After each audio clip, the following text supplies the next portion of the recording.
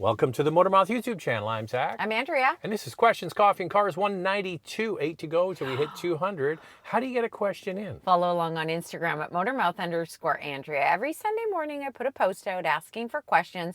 Once we gather them, the post is deleted and we start the show.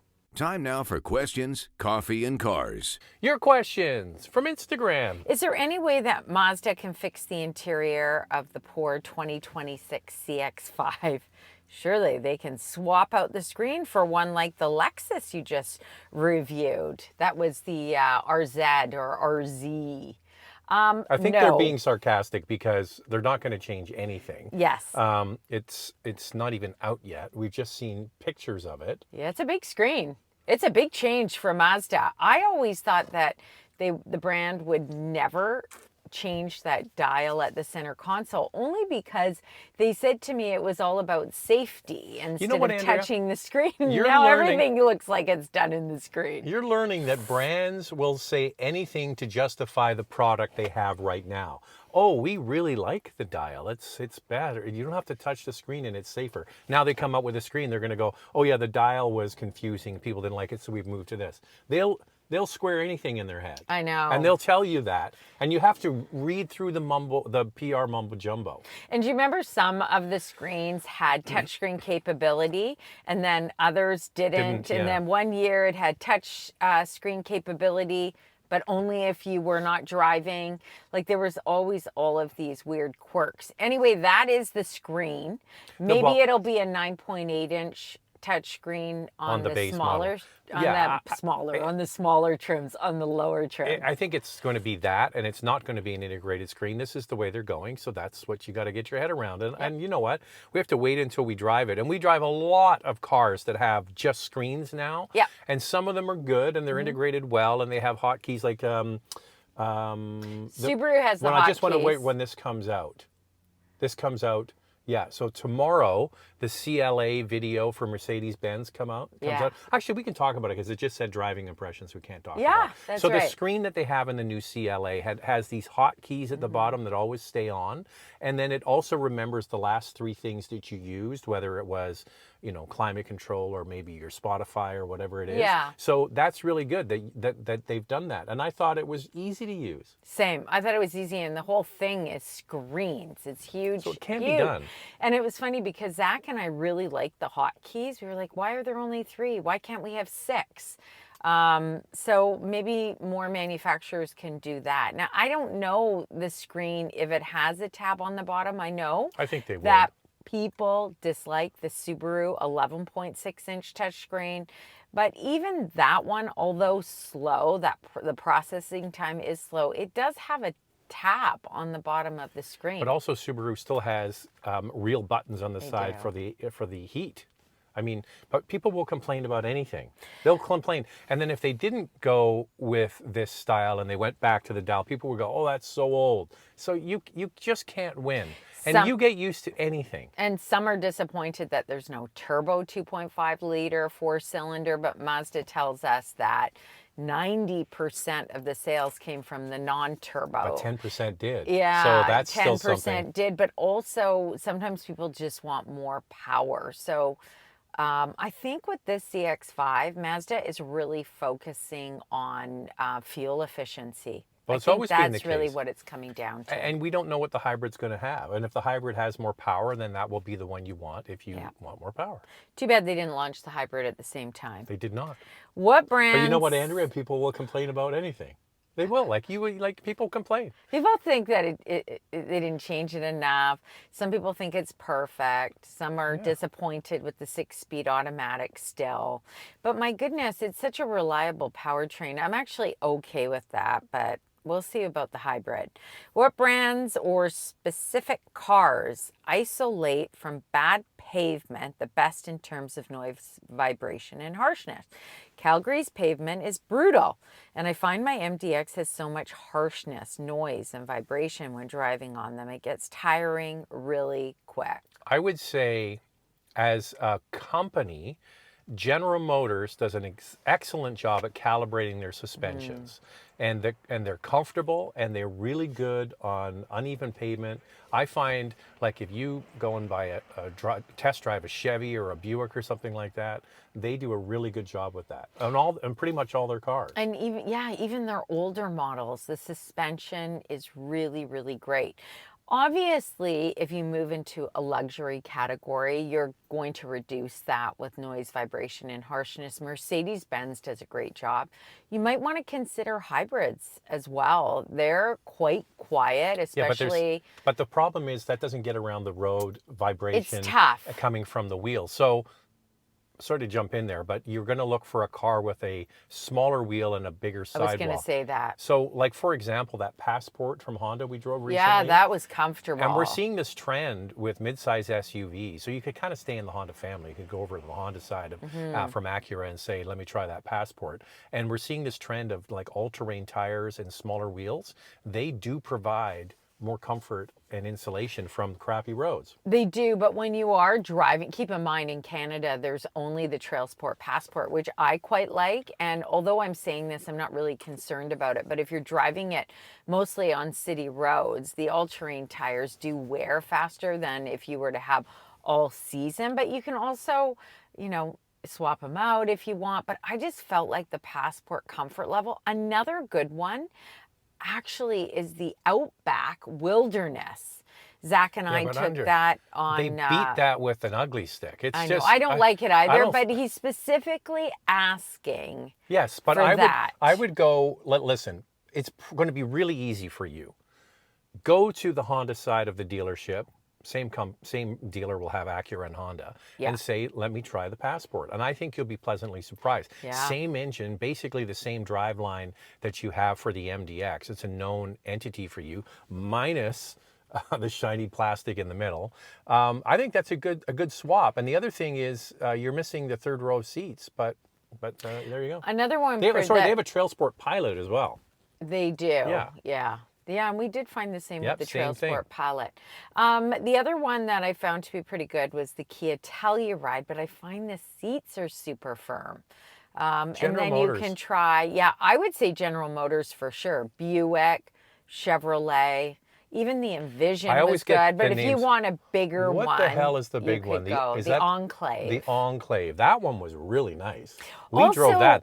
That Enclave was really good. Really good. And also Lincoln does a really good job with suspension as well, and noise, vibration, and harshness. So you could try those ones out. That Nautilus Hybrid I found to be very good, but you've got to take it for a test drive on your crummy roads in Calgary and double check all that, because what we're driving on versus maybe what you're driving on, very different. We were just in Copenhagen driving the new Mercedes-Benz CLA, as we discussed earlier. Can't talk about how it drove until Wednesday. No, but one thing, the roads are amazing. Incredibly smooth. So when you go and you do a review on those kinds of roads, man, you're just like, whoa. Look for a smaller wheel, bigger tire. What is the logic of SUV rear doors hinging on the right? I can understand the Land Rovers being from an English company, but I think even the Bronco does it too.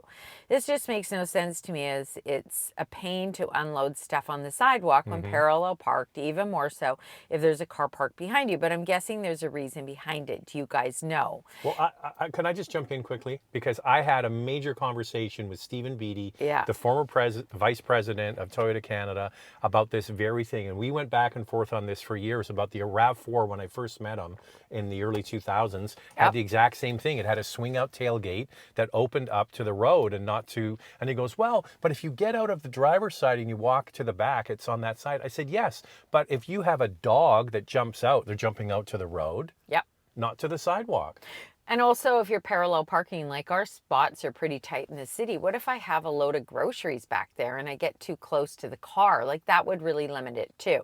I'm going to speak to like brands like Mercedes-Benz with the G-Wagon. You have to remember that was designed for off-roading. So it's really helpful because you can put a full-size spare tire. Now, today, do we need that? Probably not, because most aren't buying a new one and taking it off-road. They're just driving it in the city.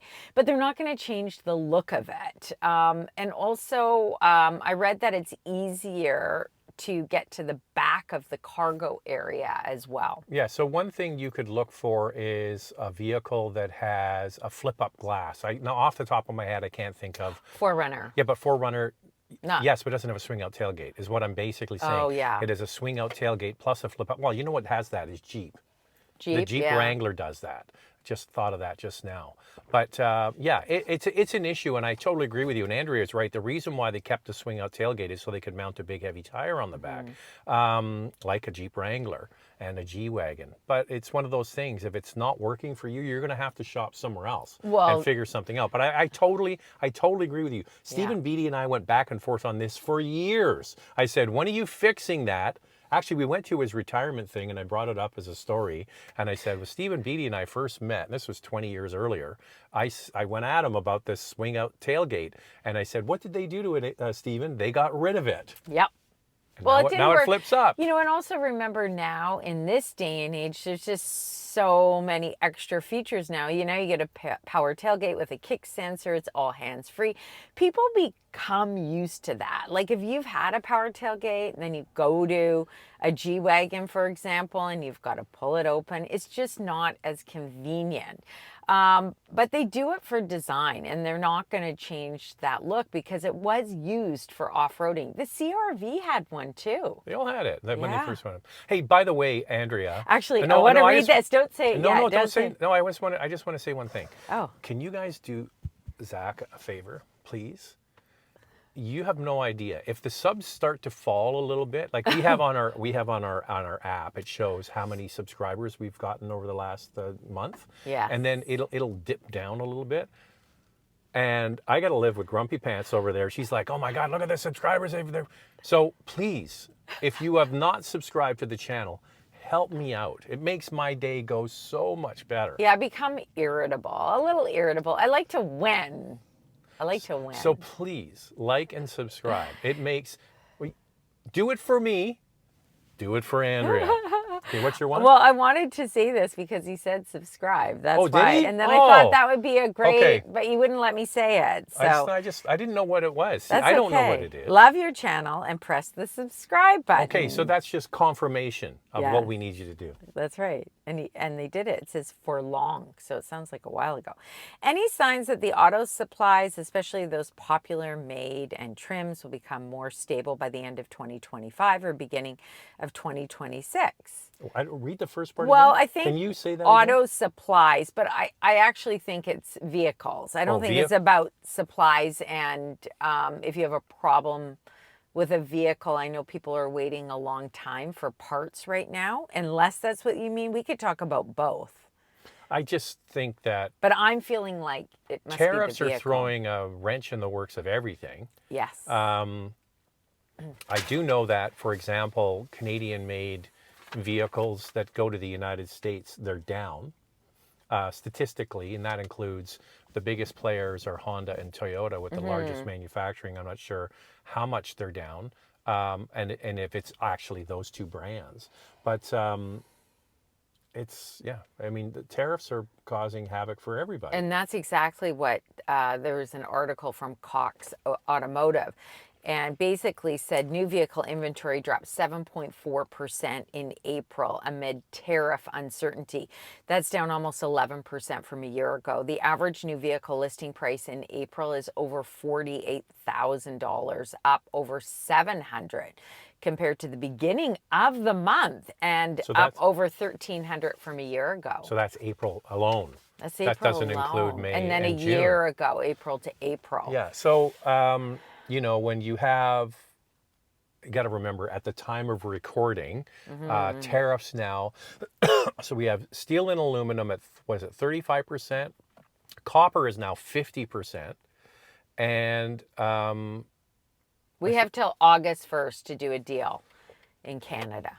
I don't know. It's just same they're with not going to get a deal by same August with 1st. the EU. They've got they're the same. They Excuse have me. August 1st for a deal as well. And they want to put a blanket. What was the number again? Was it 35 on or 30% on European goods? I think it was 30. Like, it changes every day, but roughly around 30%. Well, that's a major kick in the backside to any brand that's trying to bring cars into into I North know. America. I mean, to Canada. And sorry, into the United States. And I look need at more coffee, Andrea. See, we they went all the way to Europe last week, and man, the jet lag is brutal.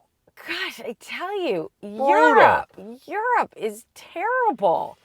Last night, I don't even nap. I don't fall asleep on the couch when we're watching a terrible movie, by the way, on Netflix. Terrible movie. I watched it all. He watched it all.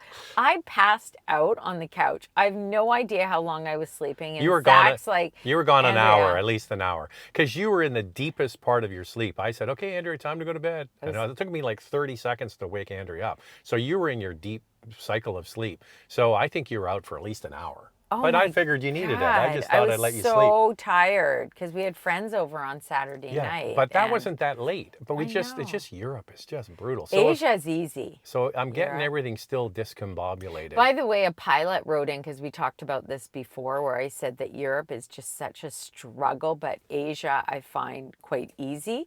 And the pilot, he wrote in and he said, I was right on. He experiences the same thing. And if he's a pilot, he knows his stuff. Yeah. Oh, You know here's what? another. You know what? The pilots and flight attendants, that's really hard on their bodies. Oh, can you imagine? Yeah, they actually, there's all kinds of studies that talk about, first of all, when you're at higher elevations, you have more exposure to radiation. Well, that's fun. We fly all the time. That's great, And Zach. yeah, that's cheery, isn't it? And yeah, just the whole job is brutal on the body. And we It's fly tough. every week pretty much, and it's brutal on the body. I mean, I they don't know know if you know us this. when we get on the plane. Yeah, it's pretty bad when Hey. you recognize all the flight Hey. attendants. Yeah. Okay, here's another Mazda one, Mazda CX-5.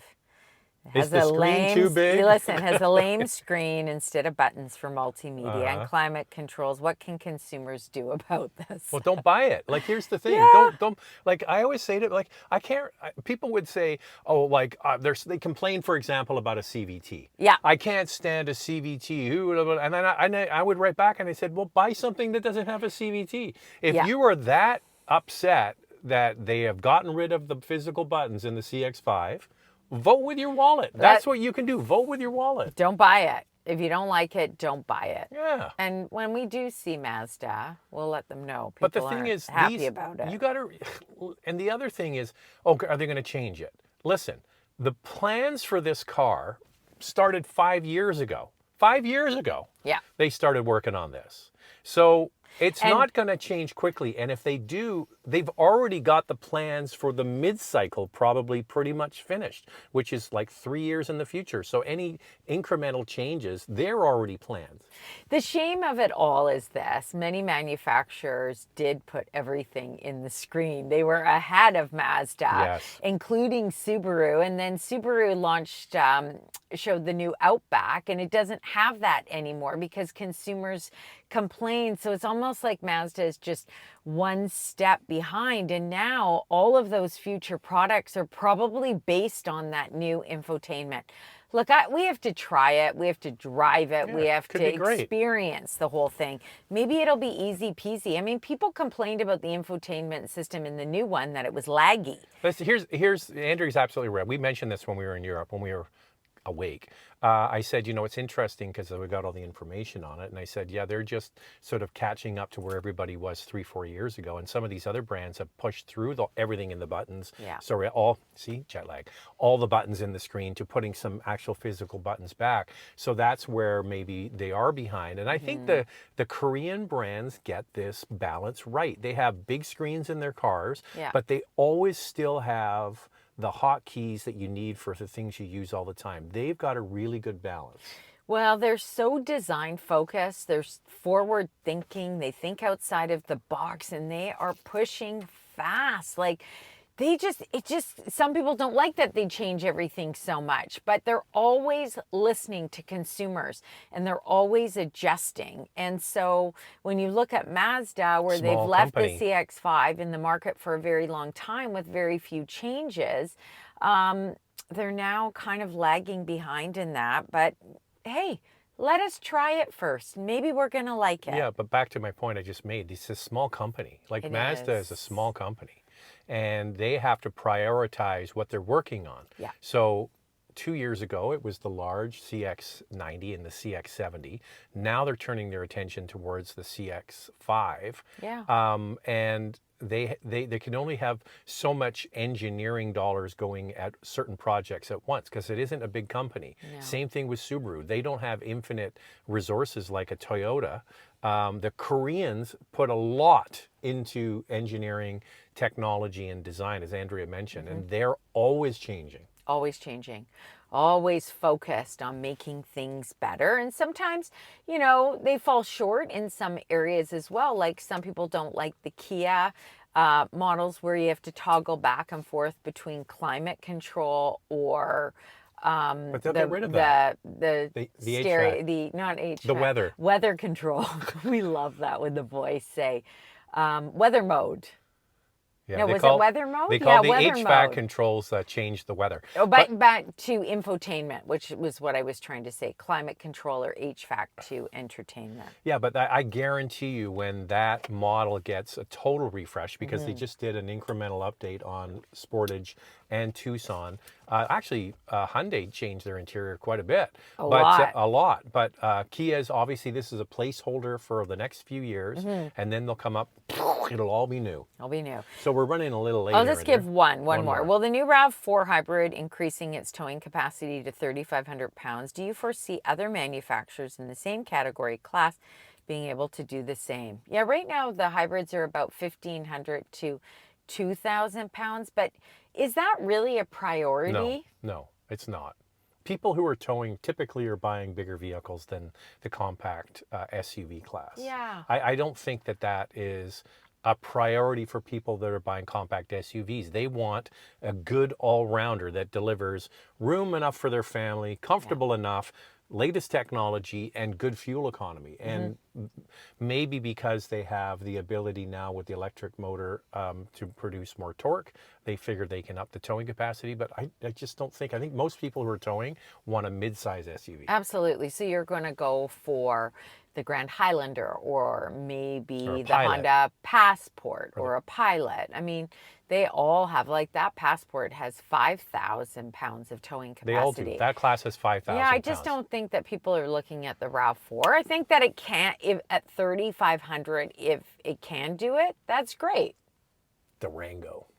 I think it's 7,700 pounds for the V6. And when they had the V8, it was 8,800 pounds. Isn't that insane, Zach? Yeah, Durango is king for towing. Zach loves Loves the Durango. And hopefully they don't screw it up because it's a good Anyway, one. guys, so make sure you subscribe if you haven't. Please. Because we all know Please subscribe. that Google feeds you what you watch. So you might not have subscribed. So subscribe. And every Sunday morning, I put You're going to a get one of post out. these. You're going to get one of these. You open the door. Andrea, what are you doing here? You didn't subscribe. No. You know what we never do when we, but you know when we meet people out and they say, oh, I watch it, and we say, or they ask what we do and we say, oh, we're on YouTube. Oh, what's the name of the channel? And they open up and they say, open up your phone, Yeah. go on, find Motormouth, and then we make them push the button. So if you want to get a question in for Questions, Coffee, and Cars, follow along on Instagram at motormouth_Andrea. Every Sunday morning, I put a post out asking for questions. It's only up for a short time, and then it's deleted once we gather all of our questions. We'll see you next time. See you next time.